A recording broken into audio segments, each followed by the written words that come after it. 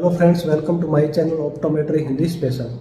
तो आज हम इस वीडियो में आपको बताने वाले हैं SCH यानी कि सब कंजक्टिवल हेमरेज, या फिर आपने कई बार देखा होगा जो आँख होती है उसके वाइट पोर्शन पे क्लोट, एक ब्लड का क्लोट जमा हो जाता है, तो उसको सब कंजक्टिवल हेमरेज कहते हैं। तो आज हम इस वीडियो में आपको बताएंगे कि सब कंजक्टिवल हेमरेज क्या होता है, सब कंजक्टिवल हेमरेज क्यों होता है, अगर किसी पेशेंट में सब कंजक्टिवल हेमरेज हो जाए तो वह कितने दिन में सही हो जाता है, और सब कंजक्टिवल हेमरेज में क्या मेडिसिन दी जाती है, कौन सी उसको ड्रॉप्स दी जाती है।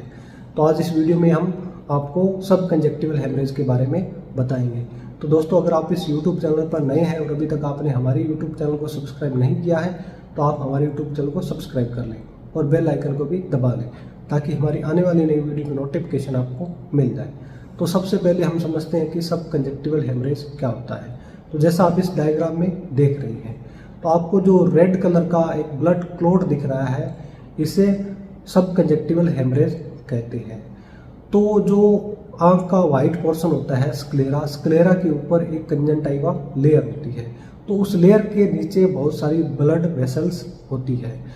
तो ब्लड वेसल्स ब्रेक हो जाने के कारण जो ब्लड होता है वह वहीं जमा हो जाता है और वहीं अवशोषित हो जाता है। तो शुरू में जो ब्लड होता है वह बहुत कम होता है और धीरे धीरे वह ज़्यादा हो जाता है, बड़ा हो जाता है, तो उसे सब कंजक्टिवल हेमरेज कहते हैं। तो सब कंजक्टिवल हेमरेज के क्या रीजन होते हैं, किस कारण से होता है? तो बहुत सारे ऐसे कारण होते हैं जिसके कारण सब कंजक्टिवल हेमरेज हो जाता है। तो जैसे कि आँख के अंदर अगर चोट लग जाती है तो उसके कारण सब कंजक्टिवल हेमरेज हो जाता है। अगर किसी पेशेंट में आँख में इन्फेक्शन है तो इन्फेक्शन के कारण आँख के अंदर सब कंजक्टिवल हेमरेज हो जाता है। अगर किसी पेशेंट का BP बढ़ा है, या उस पेशेंट को डायबिटीज़ है, या उस पेशेंट को कोई खून पतले करने वाली दवा जैसे एस्प्रिन वगैरह चल रही है, तो उसके कारण भी आँख के अंदर सब कंजक्टिवल हेमरेज हो जाता है। या फिर ज़्यादा छींकने या फिर खांसने से भी सब कंजक्टिवल हेमरेज हो जाता है। विटामिन C की कमी से सब कंजक्टिवल हेमरेज हो जाता है। तो अगर किसी पेशेंट में सब कंजक्टिवल हो जाता है तो वह कितने दिन में सही हो जाता है? तो जो सब कंजक्टिवल हेमरेज है वह ज़्यादातर 15 या फिर 20 दिन में अपने आप सही हो जाता है। तो अगर किसी पेशेंट में सब कंजक्टिवल हेमरेज हो जाता है तो उसको डॉक्टर को कब दिखाना चाहिए? तो दोस्तों, मैं आपको बता देता हूँ, चोट के कारण सब कंजक्टिवल हेमरेज हुआ है तो उसमें क्या होता है, जो विजन होता है वह लो हो जाता है, और जो रेटिना होता है या फिर विट्रियस होता है उसके अंदर बहुत सारी ऐसी प्रॉब्लम आ जाती है। तो आपको जल्द ही अपने नज़दीकी नेत्र रोग विशेषज्ञ से अपनी आंखों की जांच अवश्य करानी चाहिए। और अगर आपके विजन पे कोई इफेक्ट नहीं है, आपके सब कंजक्टिवल हेमरेज हुआ है और आपके विजन पे कोई इफेक्ट नहीं है, तो डॉक्टर को दिखाने की ज़रूरत नहीं है। और अगर आपको लगे कि आपकी आंख में कोई ईचिंग है या फिर बर्निंग है या फिर फॉरेन बॉडी सेंसेशन है, या फिर आपको लगे कि मेरा विजन लो हो रहा है, तो आप उस कंडीशन में डॉक्टर की एडवाइस ले सकते हैं। तो अब आगे समझते हैं कि डॉक्टर एक सब कंजक्टिवल हेमरेज में क्या मेडिसिन देते हैं।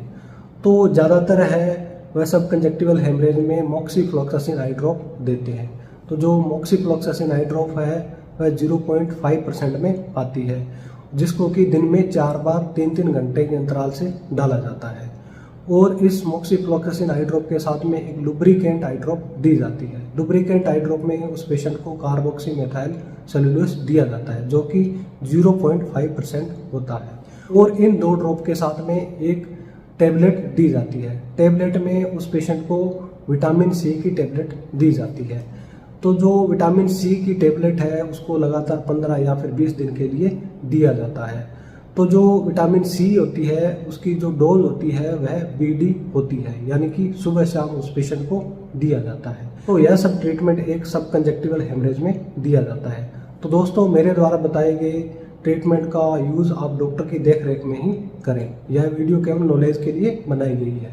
तो दोस्तों, अगर टॉपिक से रिलेटेड कोई कमेंट है तो आप कमेंट बॉक्स में लिख सकते हैं। तो मिलते हैं नेक्स्ट वीडियो में एक नए टॉपिक के साथ में। धन्यवाद।